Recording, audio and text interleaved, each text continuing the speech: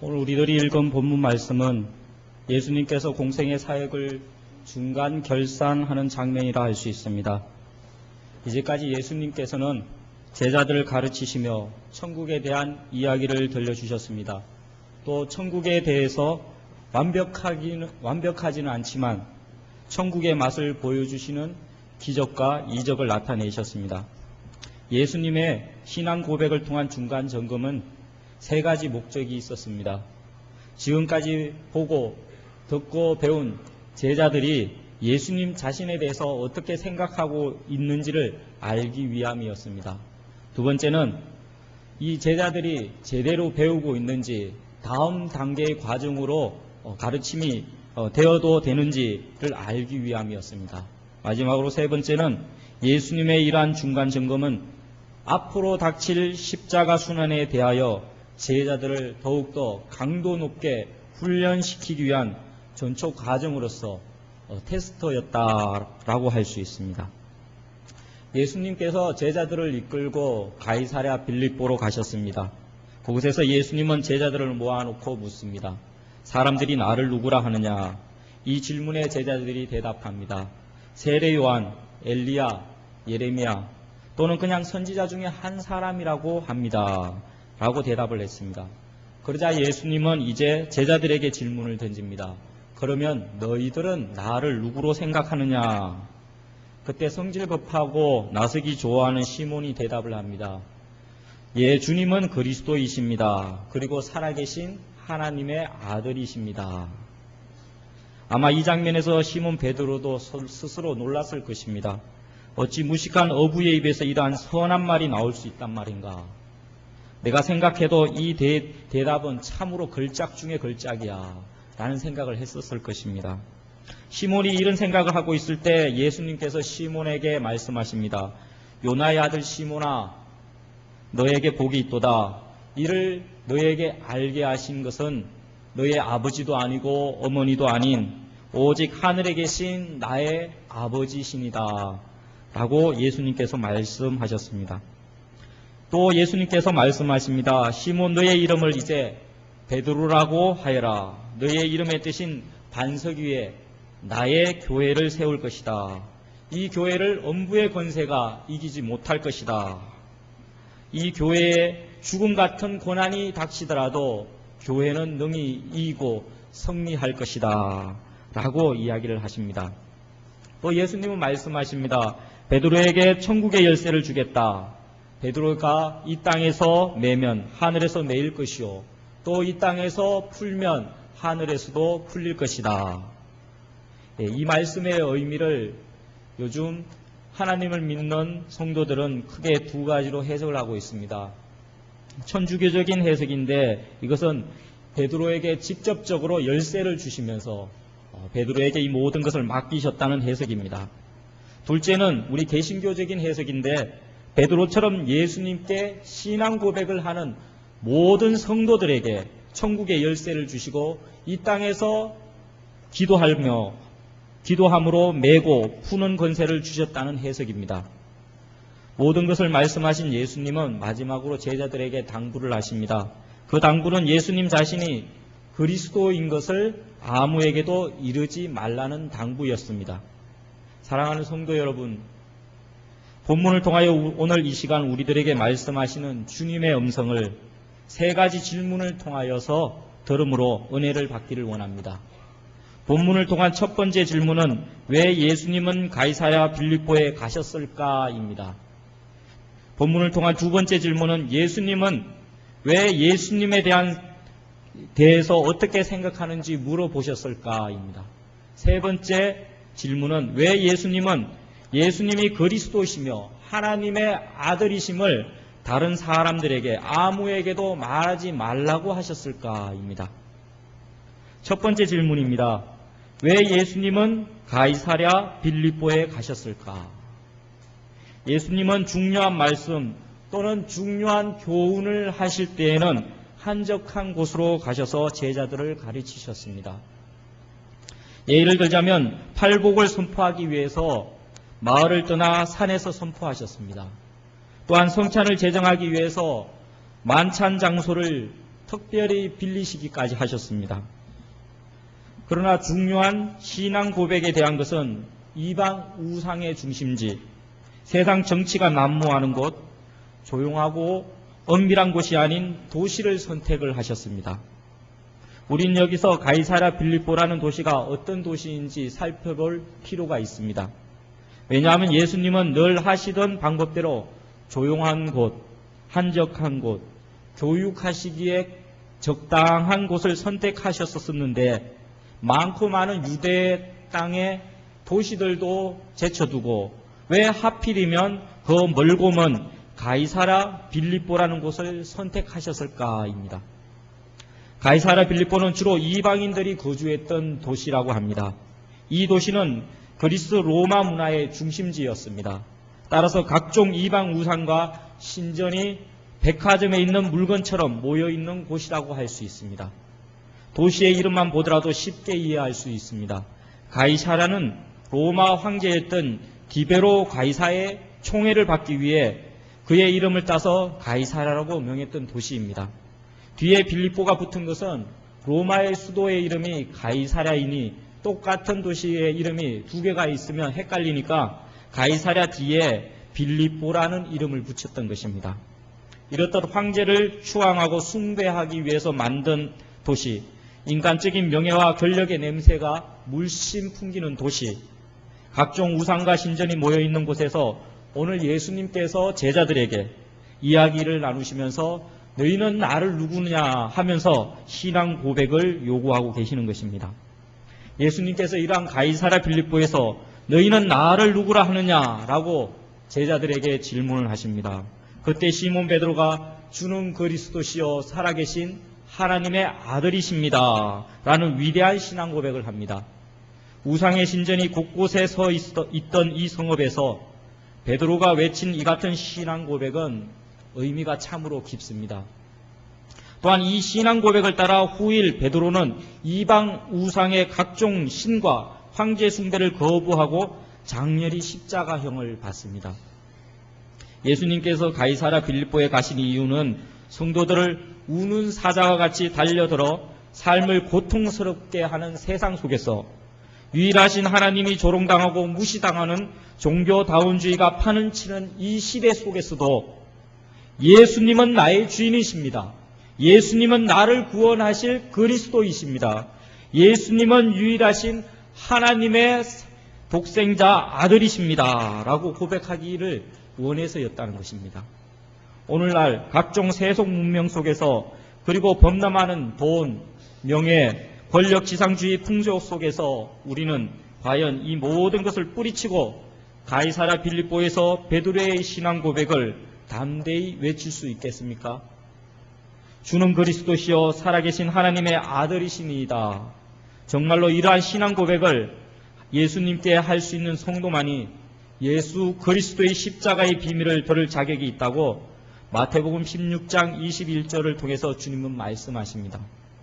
성도 여러분, 여러분 앞에 어떤 힘든 일이 신앙의 고백을 가로막는다 할지라도 굴복하지 않고 당당하게 신앙 고백하는 성도들이 되기를 주님의 이름으로 축원합니다.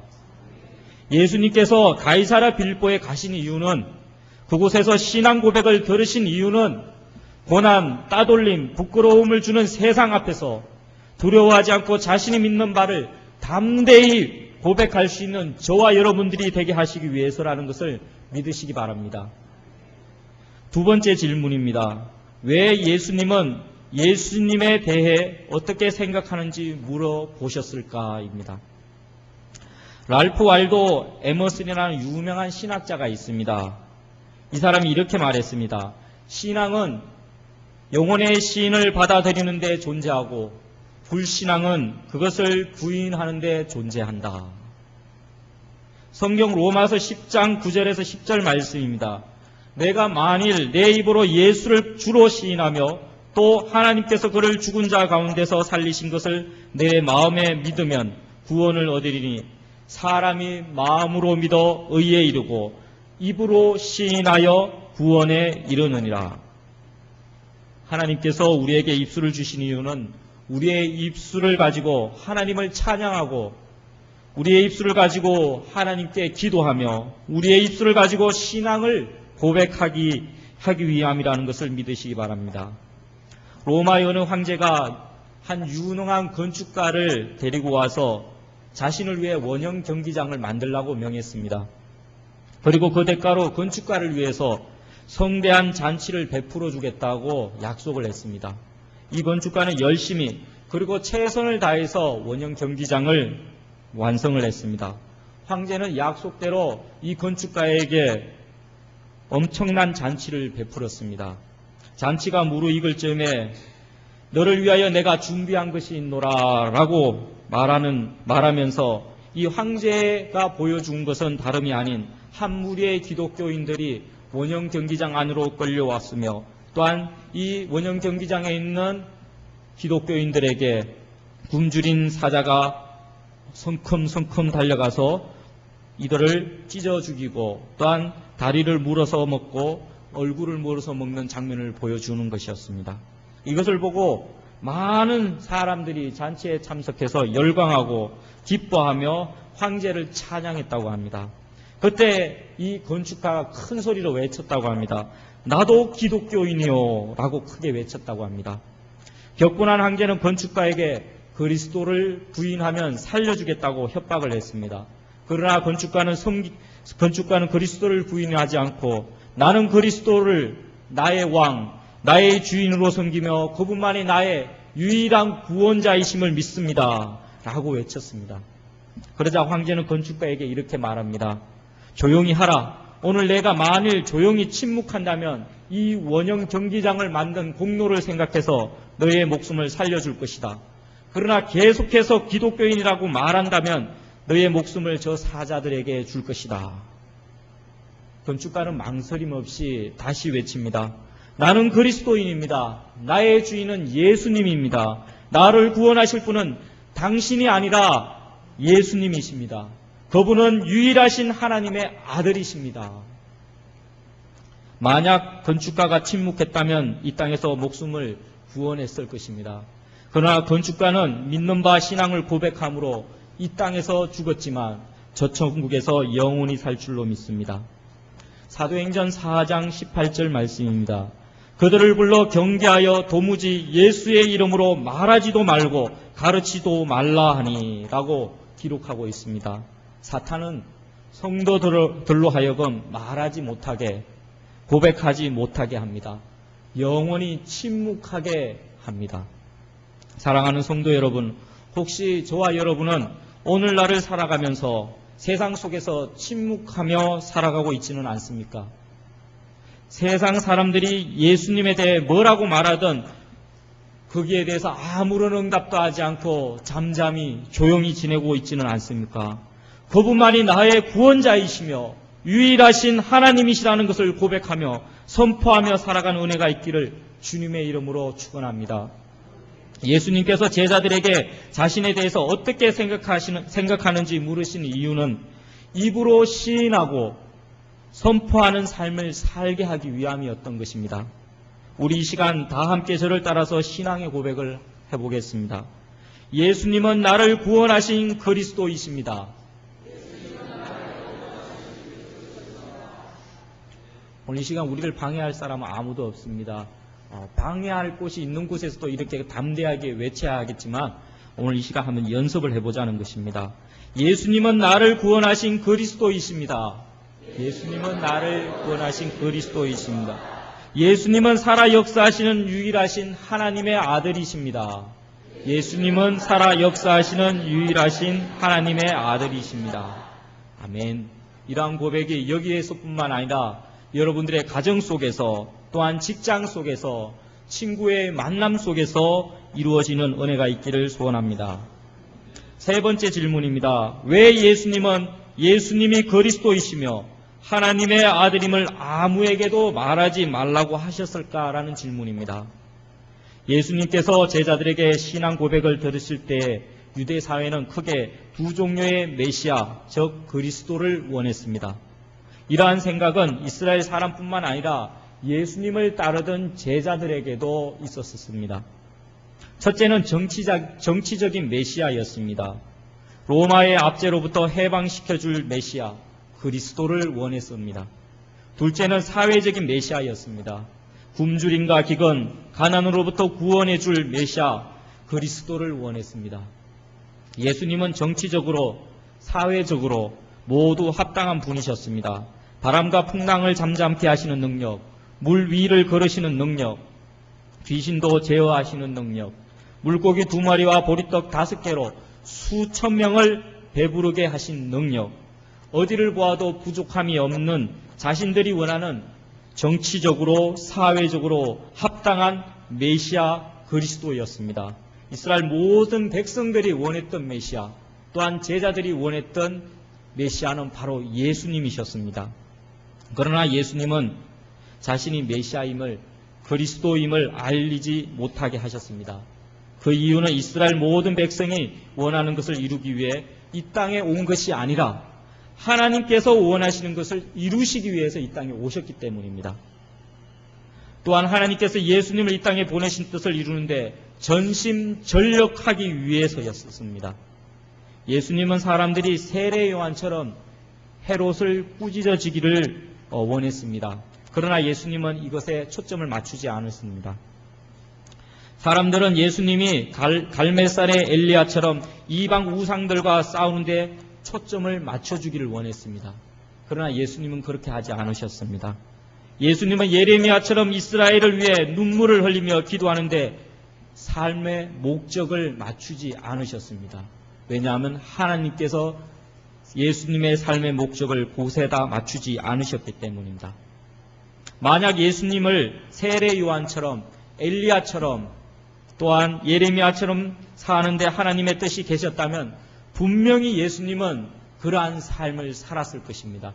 헤롯을 꾸짖고 또한 이방신을 섬기는 많은 이방 사람들과 싸우는데 초점을 맞추었으며 또한 나라의 해방과 또한 이스라엘 모든 사람들의 복지를 위해서 애쓰셨을 것입니다. 그러나 예수님이 이 땅에 오신 목적과 하나님의 뜻은 십자가와 부활의 첫 열매의 목적이 있었고 초점이 있었습니다. 따라서 예수님께서는 사람들이 원하는 것에 초점을 맞추지 않으시고 하나님의 원하시는 것에 뜻에 초점을 맞추어 사셨습니다. 민경설 목사님의 간증을 들은 적이 있습니다. 민경설 목사님께서 섬기시는 교회에 1년에 100명 또는 200명 이상 전도하시는 권사님이 계셨다고 합니다. 이 권사님이 원체 전도를 잘하시니까 이 권사님을 여기저기에서 교회에서 초청해서 간증을 듣게 했습니다. 처음에는 목사님께서 그 권사님을 그 교회에 이렇게 간증을 요구하는 교회에 보내드렸다고 합니다. 간증을 듣고 많은 교회들이 은혜를 받고 우리도 열심을 다해서 전도하자라는 붐이 일어나기 시작했습니다. 그런데 이상한 일이 하나 생기기 시작했습니다. 이 권사님께서 간증을 시작하고부터 100명, 200명 전도하던 인원이 점점 줄어들더니 어느 날부터는 한 명도 전도를 못하는 것이었습니다. 왜냐하면 자신의 전도하는 일을 뒤로하고 간증하러 다니기에 바빠서 간증꾼이 되어서 살고 있는 모습이었던 것이죠. 민경설 목사님께서 아차 싶어 했답니다. 잘해서 간증을 하라고 했더니 간증하고 다시 자신의 전도하는 본분으로 돌아와야 함에도 불구하고 간증하러 돌아다니느라고 간증꾼이 되어서 돌아다니느라고 바빠서 전도하는 일을 도리어 뒷전으로 물렸다는 것이죠. 이 권사님이 이제는 교만꾼이 되어서 또한 자기 자랑하는 자랑꾼이 되어서 살까 싶어서 더 이상 간증을 하러 못 돌아다니게 하셨다고 합니다. 자, 은혜로운 것은 이 권사님이 이 목사님의 말씀에 순종하여서 간증하러 다니지 않으시고 이제는 전도하러 열심으로 다니시는 권사님이 되셨다고 합니다. 성도 여러분, 저와 여러분들은 어떤 삶을 살아가고 있습니까? 하나님을 기쁘시게 하는데 초점을 맞추고 살아가고 계십니까? 아니면 세상 사람들을 기쁘게 하는 삶에 초점을 맞추어 살아가고 계십니까? 하나님의 비위에 맞추어서 살려고 노력하십니까? 내 주위에 있는 친구들의 비위를 맞추려고 살아가고 계십니까? 하나님의 시선에 신경 쓰십니까? 사람들이 나를 어떻게 보고 생각할까에 더 신경 쓰고 계십니까? 예배드리러 오시는데 화장을 하고 이쁜 옷을 입는 것, 하나님이 나를 어떻게 하면 이쁘게 보실까에 초점을 맞추신 것입니까? 아니면 모 장로님이 나를 어떻게 보실까? 모 안수 집사님이 나를 어떻게 보실까? 모 청년이 나를 어떻게 생각할까에 초점을 맞추어서 옷 입고 화장하고 오셨습니까? 저와 여러분은 하나님을 기쁘시게 하는데 삶에 초점을 맞추는 은혜가 있기를 원합니다. 하나님의 시선에 신경 쓰며 살아가는 은혜가 있기를 주님의 이름으로 축원합니다. 우리 기도하시겠습니다. 거룩하신 하나님, 오늘도 우리에게 말씀으로 만나 주시니 감사합니다. 오늘 우리에게 들려주신 말씀을 따라 우리의 삶이 변화되게 하시며 도전받게 하옵소서. 세상 속에서 예수님을 부끄러워하지 않고 예수님 앞에서 온전한 신앙 고백을 하며 주님을 선포하는 성도가 되게 하옵소서. 또한 예수님과 같이 하나님께서 나를 보내신 뜻을 따라 좌로나 우로나 치우치지 않고 주의 길을 걸어가게 하옵소서. 예수님의 이름으로 기도합니다. 아멘.